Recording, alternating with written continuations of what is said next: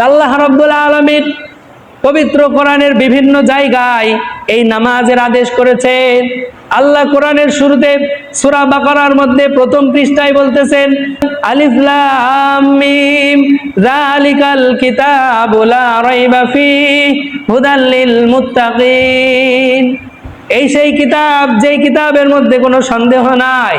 এই কিতাব মুত্তাকি পরহেজগার লোকদেরকে দিক নির্দেশনা দিবে, পথ দেখাবে। এই মুত্তাকি কারা?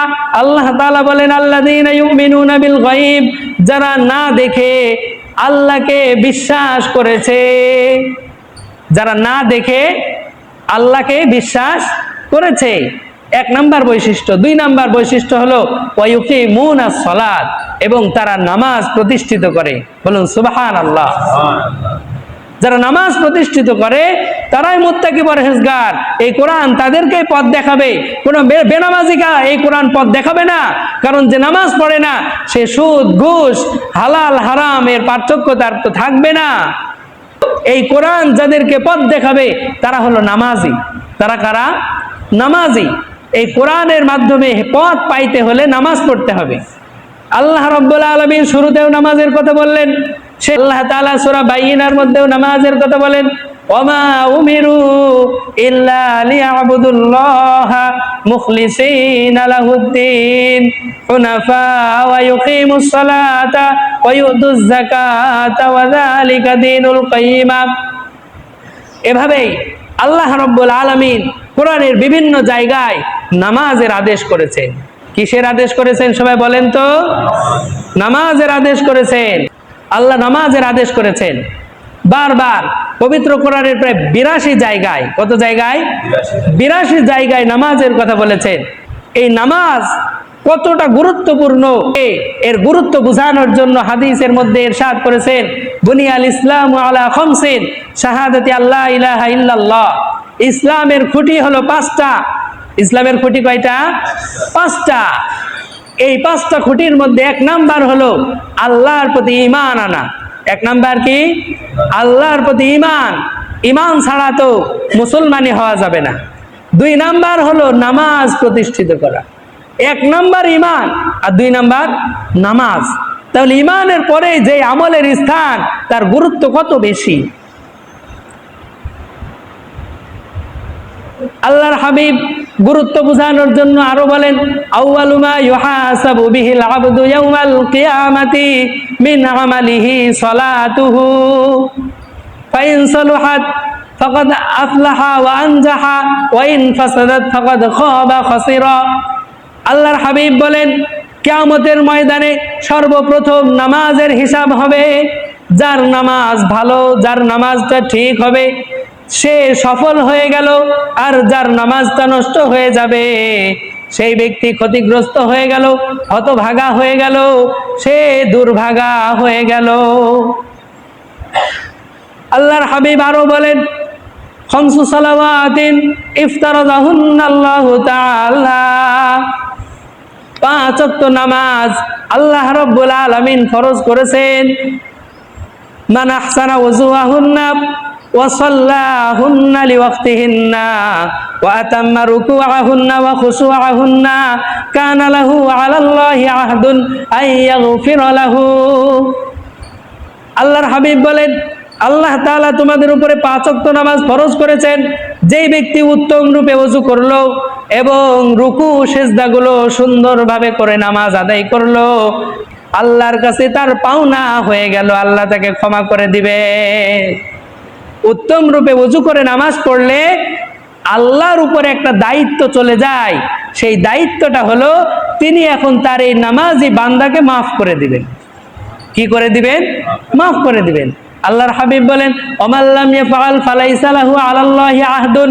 আর যেই ব্যক্তি নামাজ পড়লো না, আল্লাহর কোনো দায়িত্ব তার ব্যাপারে নাই। ইনশা গফিরা লাহু ওয়া ইনশা আযাবাহু। যদি আল্লাহ চায় তাকে মাফ করতেও পারে, আবার যদি চান তাহলে জাহান্নামের ওই আগুনের মধ্যে নিক্ষেপ করতেও পারেন। এই জন্য আল্লাহর হাবিব নামাজের গুরুত্ব বোঝানোর জন্য তিনি বলেন, মুরু আওলাদাকুম বিসসালাত ওয়া হুম আবনাউ 7 সিনিন।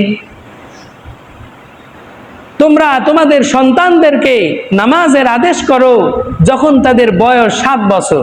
কত বছর? 7 বছর বয়সে আমরা আমাদের সন্তানকে যেন নামাজের আদেশ করি। এটা কার আদেশ? আল্লাহ রসুলের আদেশ। ওয়াজরিবুহুম আলাইহা ওয়া হুম আবনাউ 10 সিনিন।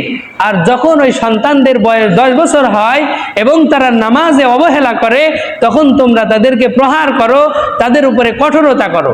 কার আদেশ? আল্লাহর রসুলের আদেশ। 7 বছরে নামাজের আদেশ করতে হবে, 10 বছরে নামাজ না পড়লে কঠোরতা করতে হবে। আমরা নিজেরাই যদি নামাজ না পড়ি তাহলে আমাদের সন্তানরা কিভাবে নামাজ পড়বে? এই জন্য এখান থেকে একটা মাসালা, যাদের সন্তানের বয়স 7 বছরের কম তাদেরকে মসজিদে আনার ব্যাপারে হাদিস কোরআনে কোনো আদেশ নাই। এই জন্য পারতপক্ষে তাদেরকে আমরা মসজিদে আনবো না।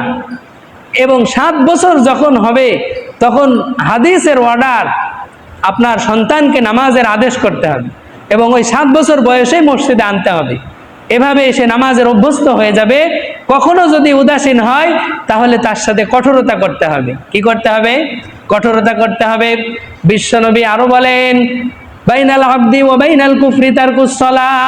একজন ইমানদার বান্দা এবং কুফরির মধ্যে পার্থক্য হলো নামাজ ছেড়ে দেওয়া। ইমানদার ব্যক্তি ঈমান এনেছে আর ওদিকে কুফরি জাহান্নাম, এর মধ্যে দেওয়াল হলো নামাজ। যে নামাজ পড়লো সে দেওয়ালটা টিকিয়ে রাখলো, জাহান্নাম তাকে ছুঁইতে পারবে না। আর যে নামাজ পড়লো না তো দেওয়ালটা ভেঙে ফেললো, জাহান্নাম তাকে গ্রাস করবে। সবাই বলে নাউজুবিল্লাহ। নামাজ পড়তে হবে, নামাজ ছাড়া কোনো উপায় নাই। নামাজ হলো মিফতাহুল জান্নাতিস সালাহ।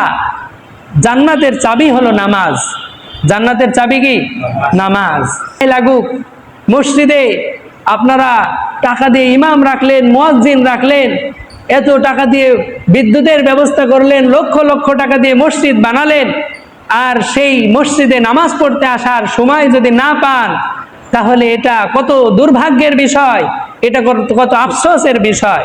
সব আয়োজন করলেন কিন্তু খাওয়ার সময় আপনি আর খাইলেন না। তাহলে এই আয়োজন করার কি দরকার ছিল? কি দরকার এত বিশাল আয়োজনের? এই জন্য বারবার একটি কথা আল্লাহর হাবিবও বলেছেন যে নামাজ পড়ো উম্মত, নামাজ পড়ো, নামাজ ছাড়া কোনো উপায় নাই। আমিও বলতেছি যে আপনারা নামাজি হয়ে যান। প্রত্যেকটা মানুষ প্রত্যেকটা নামাজের মুহূর্তে যেন আমি মসজিদে পাই, আল্লাহর কাছে দোয়া করি। সবাই বলে আমিন। আল্লাহ রাব্বুল আলামিন এই নামাজের গুরুত্ব বুঝে যথা সময়ে জামাতের সাথে নামাজ আদায় করার তৌফিক আমাদের সকলকে দান করুন। সবাই বলে আমিন।